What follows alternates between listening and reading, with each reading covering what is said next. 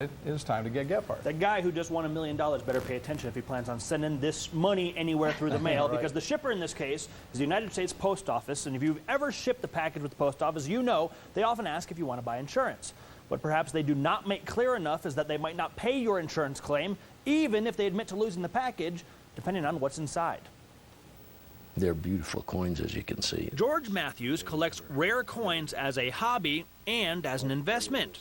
And last December, he mailed a few of those coins to his son in Atlanta. 11 of them were real expensive gold coins. As a precaution, George paid extra to protect his investment, $56.55, which insured the package for $5,000. And a few weeks later, it seemed like a great decision. My son never got them. The package was lost, so George filed a claim with the post office. But rather than send George a check for $5,000, they sent him $26.35 and a letter saying that negotiable items such as coins cannot be insured for more than $15. But they never told me that in the beginning, see? George appealed, but that appeal denied. Are you mad? Of course I'm mad. Worse than mad, but, you know, not much I can do about it, and that's why I called you. Is this fair? Yes. I think it's very fair. So I took George's complaint to U.S. Post Office Consumer Manager Margaret Putnam. She says that George should have known not to send any coins in the standard mail, even with an insurance policy. Anyone that would mail something that valuable, when they ask what's the most secure way to go to ensure that it gets there. Well, he did ask, and he made it very clear he was sending something valuable because he got a $5,000 insurance policy. Mm-hmm. But the $5,000 was in priority mail. It was not registered mail. And again, coins must go registered mail. Putnam says that George's last hope lies with one final appeal to the federal headquarters in Washington, D.C. They'll make a determination of whether or not they'll honor that insurance.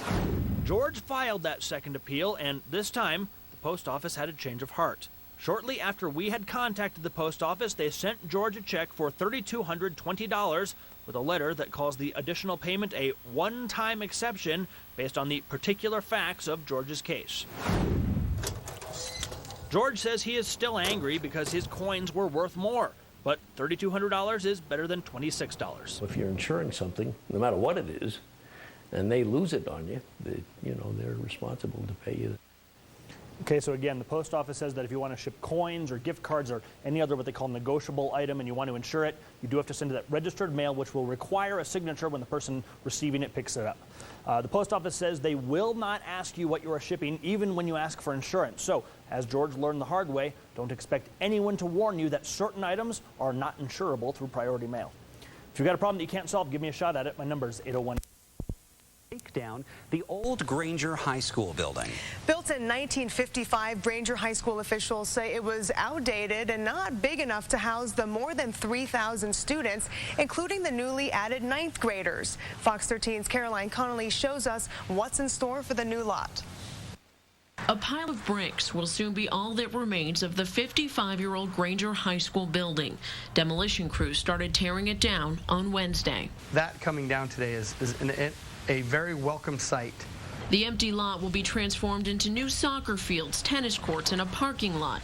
Granger High School now has more than 3,000 students, and Assistant Principal David Gaddy says lack of parking is a big problem they're trying to fix. We have to figure something out before our sophomores finish driver's education in January, because then every sophomore that has a car is going to want to drive, and right now we can't accommodate the juniors and the seniors that we have. Our school's packed. When you go through the halls, it's like a mosh pit. It's crazy. Granger High School's newest $70 million facility opened in August. Gaddy says the new building has all the bells and whistles. And while he's looking forward to seeing the old building demolished, others are sad to see it go. A lot of people say to me today, man, that's so sad to see that go. And I couldn't be happier to see it go. It kind of hurts right now because I made some memories there. I went to school 2 years there. I've been at Granger my whole high school career. Yeah, it kind of hurts. I mean, I've seen some kids cry, but I don't cry. I mean, I know it's just the beginning of a new thing.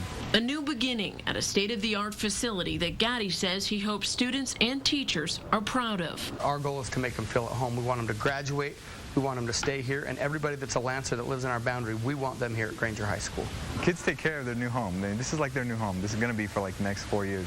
I mean, yeah, they want to make good, so like we're all in this together, you know? In West Valley City, I'm Caroline Conley, Fox 13 News, Utah. It'll be a few more weeks before the old Granger High building is completely gone. As crews bring it down, they will put bricks from the building on the perimeter of the site for anyone who wants to take one home as a memento. Today, some 420 million packages are expected to be delivered nationwide on what the post office says is their biggest mailing day of the year. The Salt Lake City post office says it's on avalanche of cards and packages being dropped off. If you weren't able to get your gifts and cards out in the mail today, the post office says don't panic just yet. We'll accept priority mail. They can actually mail up until Friday and get it there before Christmas for their loved ones. For express mail, they can do it on the 23rd and have it delivered the next day. Oh, somebody has a birthday then. Post office also says you can actually bypass the long lines by printing off a mailing label from your home or office and then paying the postage online at USPS.com. Happy birthday, whoever. A bipartisan budget deal has